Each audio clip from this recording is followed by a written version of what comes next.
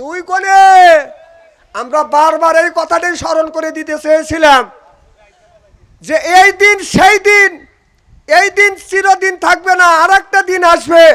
আল্লামা দিলওয়ার হোসেন সাঈদী যিনি কোরআনের পাখি বলেছিলেন যে আমি উত্তর গগনে কালো মেঘ দেখতে পাচ্ছি, যা শুভে সাদেক হওয়া কঠিন হয়ে যাবে, কিন্তু যদি হয় আপনাদের মুসলমানের ইমানদারদের বুকের তাজা রক্তর বিনিময়ে সুম্মাস ফালা সাবিলিন, সেটা পরিষ্কার হয়ে যাবে। সুবহানাল্লাহ জোরে কর।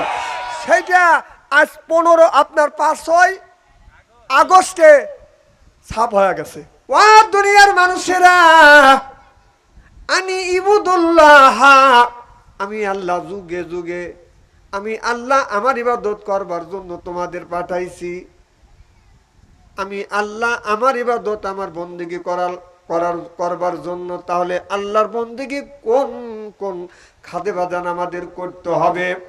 আমার ভাইয়ের আমার, আল্লাহ বলেছেন ওয়ালা ইবাদিল্লাহিস সালিহিন, যারা ইবাদতে সলেহি করবে তারাই মাত্র আল্লাহর প্রিয় বান্দা হবে। আল্লাহর জান্নাতে যদি যেতে চান তাহলে ওয়ালাকাদ বাসনা, অবশ্যই ফি কুল্লি উম্মতি রাসূলা। আল্লাহ বলেন আমি আল্লাহ যুগে যুগে নবী রাসূল প্রেরণ করেছি প্রত্যেকটা জাতির উপরে। আর ওয়াস্তানিকুত তাগুত, তাগুতটাকে বর্জন করা লাগবে। তাগুতের কাছেও বাজান যাওয়া যাবে না। এখন এই ইবাদত আর বন্দেগী কোন কোন খাদে বাজান করতে হবে দেখবেন। আমাদের বাড়িতে অনেক বাড়ির বাজান গাবি পোষে, কি কোন পোষে কিনা দেখবেন। এই গাবি বাচ্চা বয়স যখন 15 বছর 15 মাস 15 দিন যখন হয়ে যায়, এই আপনার বাড়ির আপনার গরুর মালিক দুধ দোয়ানোর জন্য সন্ধ্যার সময় রাত্রের বেলায় গরুর গলায় রশি লাগাইয়া খুঁটির সাথে বেঁধে রাখে, আর বাছুরের গলায় রশি লাগাইয়া খুঁটির সাথে বেঁধে রাখে। সারা রাত এই বাচ্চা বাছুরটা চোখের পানি ফেলে ফেলে দিয়ে দিয়ে কান্দে। দেখবেন যারা গাভী গরু দোয়াইতে যায়, বাচ্চা বাছুরের চোখের কোনা কিন্তু সকালবেলা বেজা থাকে। মাথা জাকায় কথা কয় না, কি থাকে না? চোখে আঙ্গুল দিয়ে কথাগুলি দেখা দিচ্ছে, তারপরেও তো আপনারা ঠিক বলেন না। না না, এখানে ঠিক বলা লাগবে না। মামুর বাড়ি যা ঠিক কয়, মানে মনে বড় দুঃখ যে মা গেল কে। না তোর মা গেল, তা আমার কি? তোর কেমন মা তোকে থুয়ে চলে গেল? মায়ের মহব্বতে এরা কথা বলবে দিছে না। মার একটা মহব্বত আছে। এমন লোকে মা বানাইলে, খালি মা বাবা করলে, তোমার মা তোমাদের সাগরে বাসাতে উনি দিল্লি যা পার হয়েছে, কেমন মা?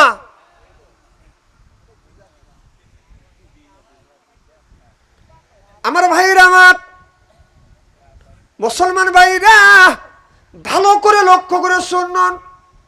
দেখবেন এই বাছুরটার বাজান আপনার চোখের কোঠাটা বেজা। এই বাছুর সারা রাত মাত কাছে কান দেয়ার বলে, মা রে আমি তোমারও ছোট বাচ্চা গো মা, এ মা তুমি কি পারো না রাত্রের বেলায় রশি কেটে কাশি কেটে আমাকে দুধ পান করাইতে? আমি তোমার বাচ্চা মা, আমি বাচ্চা বাছুর ক্ষুধার যন্ত্রণায় তন্তি ছিঁড়ে যেতে চাচ্ছে, পানি পিপাসায় কলিজাটা ছটবট ছটবট করতেছে। কারণ আপনার ভাত খাইলে পানি পিপাসা দূর হয় না, আপনার পানি খাইলে আপনারা বাতের ক্ষুধা বাজান দূর হয় না। আর দুধ যদি পান করা যায় বাতের ক্ষুধা দূর হয়, আপনার পিপাসাটাও দূর হয়ে যায়। জরকন মারহাবা। এই বাছুর বলে, মা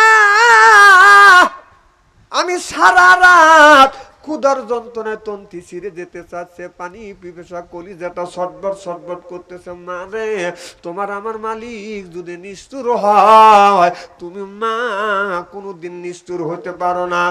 মা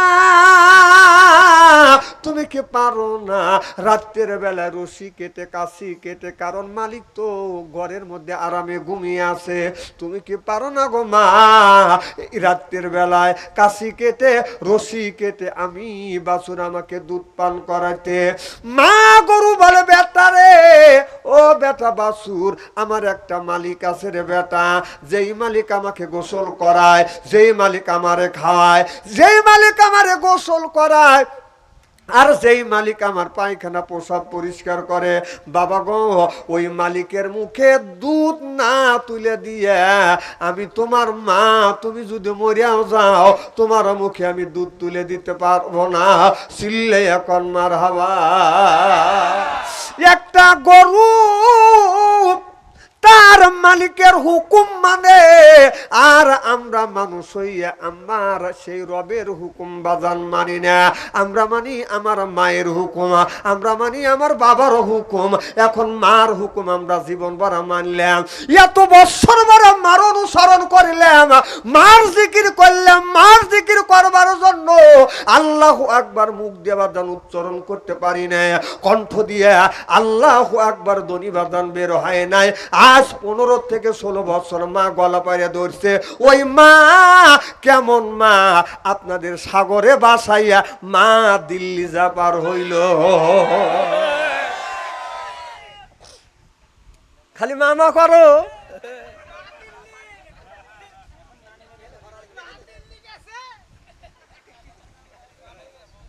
খারাপ লাগতেছে নাকি? ওয়াজ শুরু করি নেই, কারে স্বাধীন দেশে আজ 15টা বছর স্বাধীনভাবে ওয়াজ করতে পারি নেই। আজকে আমার মন বলতেছে হাত পাও একবারে ছুঁড়ে খালি ওয়াজ করেই যাই আছি, কারণ স্বাধীন দেশে স্বাধীনভাবে কথা বলবো, কেউ আর বাধা দিতে পারবে। আর স্টেজে উঠলি কয় আমি আওয়ামী লীগের সভাপতি, কথা কন আওয়ামী লীগের সভাপতি। এখন তুই কোনে গেলি? এখন কোনে গেলি? এই গ্রামটাকে নষ্ট করছে, গ্রামের মধ্যে 2-4 জন বাসকে বানা, কথা কন। আপনার আল্লাহ বলছে ওয়াজআলনা, আয় আল্লাহ ওয়াজআলনা লিল মুত্তাকিনা ইমামা, সুবহানাল্লাহ, একটু জোরে কর। আল্লাহ বলতেছে ওয়াজআলনা, আয় আল্লাহ লিল মুত্তাকিনা ইমামা, একটা নেককার একটা পরহেজগার ইমাম বানাও। এ কথা কার? সেই ইমামটা হলো গ্রামের ইমাম, সে গ্রামটা হলো ইউনিয়নের ইমাম, সে গ্রামটা হলো থানার ইমাম, সেই ইমামটা হলো রাষ্ট্র ইমাম। আর সেই ইমাম বানাতে গিয়ে কয় যে ঠিক মতো মাল মারিস, আর ঠিক মতো মাল মারিস তুই কোনে? তুই কোনে? আমরা বারবার এই কথাটাই স্মরণ করে দিতে চেয়েছিলাম যে এই দিন সেই দিন, এই দিন চিরদিন থাকবে না, আর একটা দিন আসবে।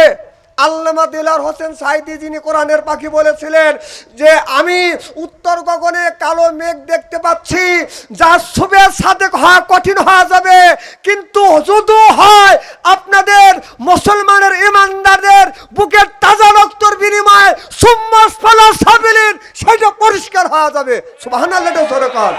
সেইটা আজ 15 আপনার 5ই আগস্টে ছাপ হয়ে গেছে। বাছুর দিয়ে মা বলাইছি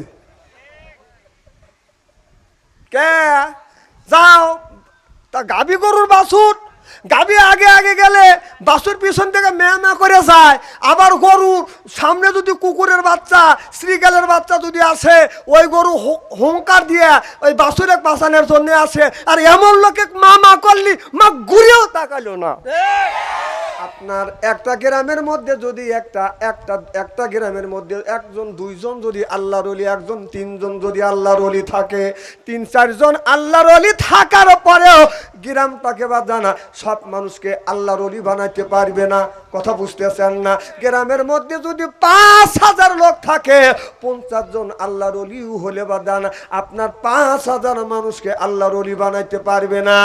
আর গ্রামের মধ্যে যদি আপনার 1 থেকে 2 জন যদি চরিত্রহীন বাদান যুবতী থাকে, একটা চরিত্রহীন যুবতী গ্রামের মধ্যে আপনার 5000 মধ্যে 4000 মানুষের ইমান নষ্ট করবার জন্য একজন মহিলাই বাদান যথেষ্ট।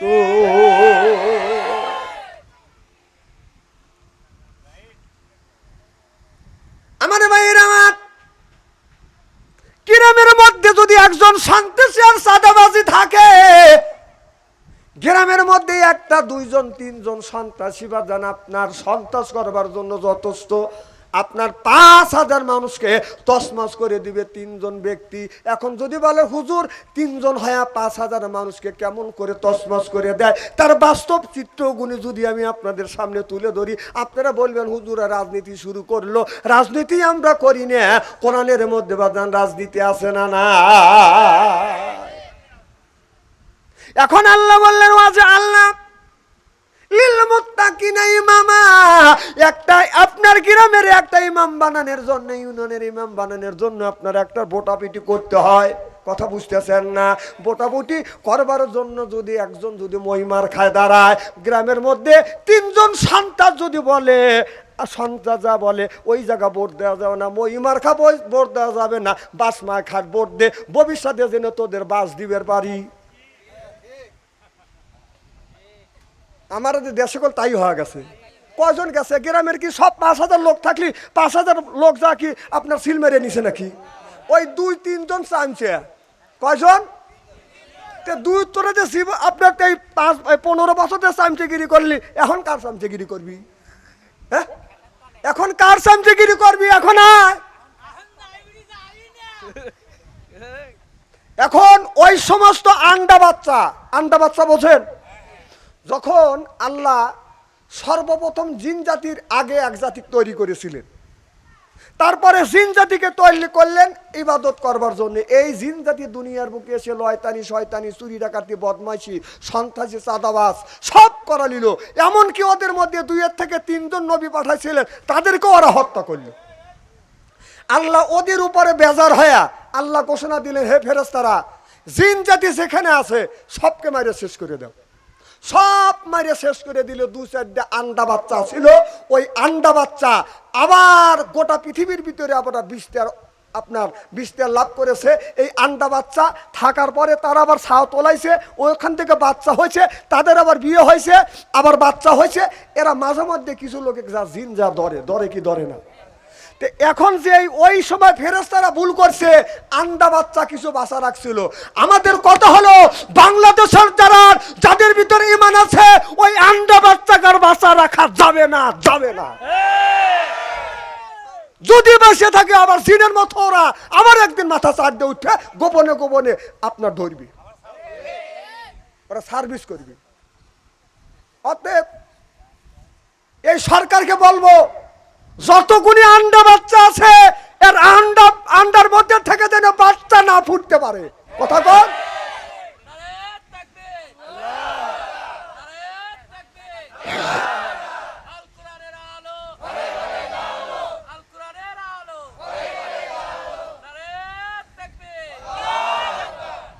আমার ভাইয়ের আমার ভাইয়ের আমার ভালো করে লক্ষ্য করে শুনুন। আল্লাহ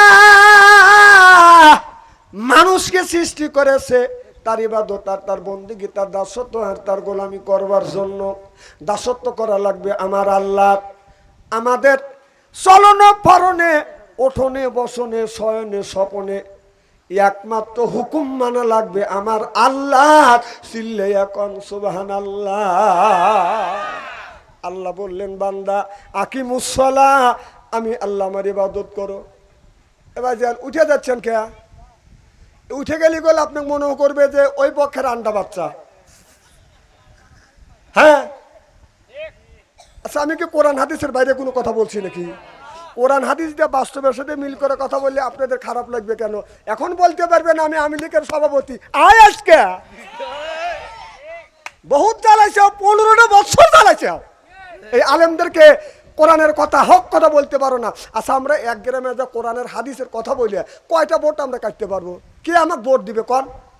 আমি যে সাজাদপুর থেকে আপনার সলঙ্গা থানায় আসছি, আমি কি জীবনে এখানে মহিলা পদেও তো দাঁড়াতে পারবো না আমি।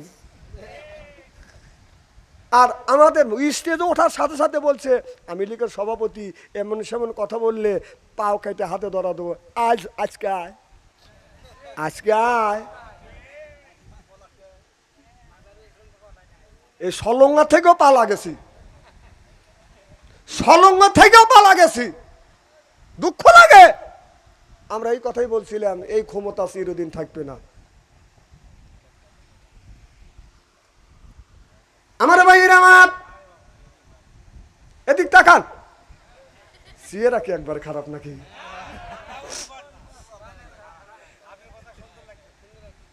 ভালো করে লক্ষ্য করে শুনুন, আল্লাহর নবী আখিরি জামানার পয়গম্বর মুহাম্মদ রাসূলুল্লাহ সাল্লাল্লাহু আলাইহি ওয়াসাল্লাম তার বিবি আয়েশাকে নিয়ে বাজান ঘুমিয়ে আছে। আমার নবী গভীর রাত, আমার নবী রাত 12টার পরে বাজান মা আয়েশার আপনার হুজরা আয়েশার ঘরে শুয়ে আছে, পাশে শুয়ে আছে। আমার নবী যখন উঠতে চাচ্ছে, মা আয়েশাকে বলছে, আয়েশা রে আমি কিন্তু তোমার বিছানার থেকে উঠতে চাই। কোনো বিবি চায় না স্বামী আমার বিছানার থেকে কাছ থেকে ফাঁকে চলে যাক। এবার মা আয়েশা বললেন, ইয়া রাসূলুল্লাহ, ইয়া হাবিবাল্লাহ, আমি আপনাকে পছন্দ করি গো নবীজি, আমি আপনাকে পছন্দ করি, আপনার কথাও পছন্দ করি, আপনার কাজগুলো আমি পছন্দ করি। জোরে কোন সুবহানাল্লাহ। মা আয়েশা বললেন, আমি দেখলাম আমার নবী ঘুম থেকে উঠিয়া সুন্দর করে ওযু দিয়ে আমার নবী নামাজে দাঁড়িয়ে গেলেন। আমার নবী নামাজে দাঁড়ালেন, মা আয়েশা বলেন, আমি দেখলাম আমার নবী নামাজে দাঁড়িয়ে আছে, আর বাদাম রুকুত যায় না। মা আয়েশা বললেন, আমি চিন্তা করলাম আমার নবী মনে হয় আর রুকুতে যাবে না, অনেক সময় দাঁড়িয়ে আছেন, লম্বা বাদাম নামাজে দাঁড়ালেন। এরপরে আমার নবী আল্লাহু আকবার বলে যখন রুকুত চলে গেলেন, মা আয়েশা বললেন, আমি লক্ষ্য করে দেখলাম দীর্ঘ সময় আমার নবী রুকুতে আছে, আর মনে হয় রুকুত থেকে আমার নবী উঠবে না। আবার দেখা গেল আমার নবী যখন বললেন সামি আল্লাহু লিমান হামিদা, যখন এই বলে রব্বানা লাকাল হাম বলে বাদান দাঁড়িয়ে গেলেন, আমার নবী আর সিজদায় যায় না। মা আয়েশা মনে মনে চিন্তা করতেছে, মনে হয় আজকে আমার নবী আর সিজদায় যাবে না। দীর্ঘ সময় পর মা আয়েশা বললেন, আমার নবী যখন আল্লাহু আকবার বলে, আল্লাহ মহান, আল্লাহ বড় বলে যখন সিজদায় চলে গেলেন, সিজদা যায় আর আমার নবী সিজদার থেকে মাথা উত্তোলন করে না। আমার মা আয়েশা মনে মনে চিন্তা করতেছেন, আমার নবী মনে হয় ফজরের আগে আর সিজদার থেকে মাথা তুলবে না। কোন কোন কিতাবের মধ্যে লিখতেছে নবী এত লম্বা সিজদা দিয়েছে, মা আয়েশা সিদ্দিকা মনে করেছে মনে হয় আমার নবী মারা গেছে, পায়ে যা সিমটি কেটেছে, আমার নবী পা নড়াচড়া করেছে। তখন মা আয়েশা ভাবছে এখনো নবী আমার জিন্দা আছে, চিল্লে এখন সুবহানাল্লাহ। এরকম করে আমার নবী নামাজ পড়তেন। এরপরে নামাজ শেষে আমার নবী এইরকম করে মোনাজাত করতেন, আল্লাহর কাছে কান্দে কেটে। মা আয়েশা রাদিয়াল্লাহু তাআলা আনহা মনে মনে চিন্তা করতেছে, আমার নবী কাঁদতেছে। মা আয়েশা দেখতেছে চোখ থেকে পানি বের হইয়া গাল বায়া বায়া, গাল মোবারক বায়া বায়া, দাড়ি মোবারক দিয়ে বাদান টাচ টাচ করে দাড়িতে বাদান ভিজে যাচ্ছে। এমন সময় ফজরের আযান হয়ে গেলেন। মা আয়েশা বলেন, আমি দেখলাম নবীর সাহাবীরা মসজিদে বাদান এসে গেছে। এবার আজ নামাজের ফজরের ওয়াক্ত যখন হয়ে গেছে, আমার নবীর মোনাজাত বাদান এখনো নবী মোনাজাত শেষ করে নাই। আমার নবী মোনাজাতের মধ্যে বাদান কাঁদতেছে, কথা বুঝতেছেন না? আমার নবী মোনাজাতের মধ্যে কান্দে, আর নবীর সাহাবীরা বলতেছে জামাতের সময় হয়ে গেছে, আমার নবী এখন পর্যন্ত আসে না। হযরত আবু বকর সিদ্দিককে ডেকে ডেকে বলতেছে, আবু বকর আমার নবীকে, তোমার নবীর সাথে তোমার অনেক সম্পর্ক আছে, আবু বকর রে মনে হয় আমার নবীর ঘুম ভাঙে নাই, যাও আমার নবীরে ডাক দাও, জামাতের সময় হয়ে গেছে। আবু বকর বললেন, আমার নবীর ঘুম ভাঙে নাই, তাতে মনে হয় আমার আল্লাহ আমার নবীর ঘুম ভাঙাইছে। আমি একা একা নামাজ পড়ে যাব, কিন্তু আমি আবু বকর সিদ্দিক নবীর ঘুমে ডিস্টার্ব করতে পারবো না। ওমরকে ডেকে বলো, ওমর তুমি সাহসী মানুষ, তুমি যাও আমার বিশ্ব নবীকে ডাক দাও, জামাতের সময় হয়ে গেছে। হযরত ওমর বললেন, আমি সাহস হতে পারি, কিন্তু আমার নবীর কাছে যায় আমার সাহস থাকে না। সুবহানাল্লাহ বললেন না? বললেন, আমার ওই একই কথা, আমি নবীর ঘুম ভাঙাতে পারবো না, জীবন আমি নবীর ঘুম ভাঙাতে পারবো না, জীবনে আমার নবীর ঘুম আমি নষ্ট করি নেই, আজকেও করব না। প্রয়োজন হলে একা একা নামাজ পড়ে যাব, কিন্তু আমার নবীর ঘুমে ডিস্টার্ব করব না। এবার বেলালকে ডেকে বলে, বেলাল তুমি আজান দিয়েছো, তুমি যা আমার নবীরে ডাক দাও। এবার হযরত বেলাল বলে, আমি যখন আজান দিছি, আমার উপরে যখন তোমরা দায়িত্ব দিলে, হযরত বেলাল আস্তে আস্তে নবী হুজুরের কাছে যাইয়া হযরত বেলাল বলেন, আসসালাতু খায়রুম মিনান নাওম, ঘুম হইতে নামাজ ভালো। যখন এই কথাটা যখন আমার নবীর কানে গেছে, আমার নবী আপনার মোনাজাত কমপ্লিট করে আপনার ঘর থেকে বাতান আপনার বের হইয়া দরজা খুলে যখন ঘর থেকে বের হইছে, হযরত বেলাল লক্ষ্য করে দেখে আমার নবীর চোখটা লাল হয়ে গেছে। হযরত বেলাল বলে, ইয়া রাসূলুল্লাহ, ইয়া হাবিবাল্লাহ, আমার মনে হয় আপনি রাতে একটুকু ঘুমান নাই। আমার নবী বললে, বেলাল আমি রাতের বেলা ঘুমাই নাই, তুমি কেমন করে বললে আনুমানিক করতেছো? বেলাল বলে, ইয়া রাসূলুল্লাহ, ইয়া হাবিবাল্লাহ, আমি আনুমানিক করতেছি না গো নবীজি, আমি সে দেখছি আপনার চোখটা লাল হয়ে গেছে গো নবীজি, আমার আপনার চোখটা লাল হয়ে গেছে গো নবীজি। আমার নবী বলে, বেলাল রে, আমি নবী সারা রাত দাঁড়িয়ে দাঁড়িয়ে নামাজ পড়েছি, চিল্লাইয়া কোন সুবহানাল্লাহ। বেলাল বলে, ইয়া রাসূলুল্লাহ, ইয়া হাবিবাল্লাহ, ও নবীজি আপনি তো গুনাহ থেকে মাসুম, আর নবী রাসূল থেকে গুনাহ থেকে মুক্ত, আর আমরা মানুষ গুনার সাথে বাঁধান যুক্ত। প্রত্যেকটা নবী রাসূল গুনাহ থেকে মুক্ত, আর আমরা মানুষ গুনার সাথে যুক্ত। নবীজি আপনার এত ইবাদত বন্দেগী করতে হবে কেন? এবার আমার নবী চোখের পানি ফেলে দিয়ে কান্দে। বেলাল এই প্রশ্ন কেন করলে? বেলাল বলে, ইয়া রাসূলুল্লাহ, ইয়া হাবিবাল্লাহ, আপনারে তো আল্লাহ গুনাহ লিখবে না, আপনারা তো বেগুনাহ মাসুম, আপনার তো গুনাহ নাই, তারপরে এত আল্লাহর ইবাদত বন্দেগী করতে হবে কেন?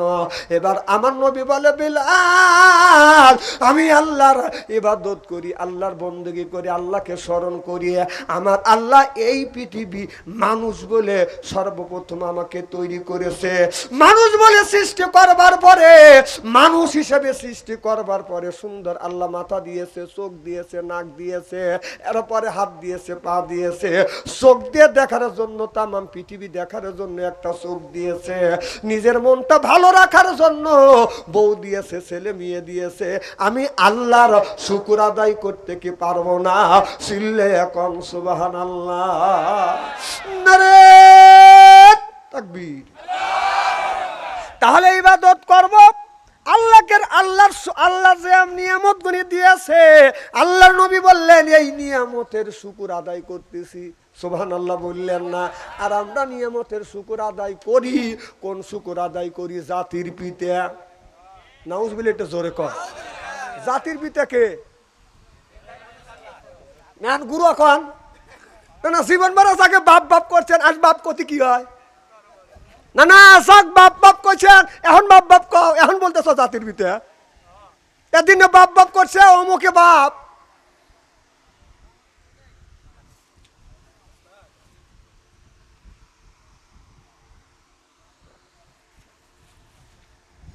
আমার ভাইয়ের আমার ভালো করে লক্ষ্য করে শুনুন। কি খারাপ লাগতেছে নাকি? চোখ টিপে টিপি করে লাভ নাই, আর ভয় নাই না। আগে তো খালি ডাক দিতেন, হ্যালো আব্বু আসেন, মানে তোমার তো মুরদে কুড়াই নাই কে? আব্বা ক্লিয়াইছে, আব্বারও এখন ভয় পাচ্ছে। এক বেলকুচি 13টা, ইনাতপুর 13টা মরছে, 13টা মরছে, আবার সামনে আসবে। ওখানে ভয় আছে, জানে যেই মা আমার আগে দিয়ে মা ডাঙায় পার হয়েছে, আমাদের সাগরে বাসাইছে। দেখ কেবা থাকে দিবে হারুন, তুমি মানুষের ডিম দিছে, এখন তোমাকে ডিম দিবে হলো হাঁসের ডিম। তুমি দিছো তো মুরগির ডিম, তোমাকে রাজহাঁসের ডিম দিবে। এখন থাকো। আর তোমার বেতন হলে 1 লক্ষ টাকা, আর 36টা বাড়ি করছো তোর বাপের টাকা দিয়ে।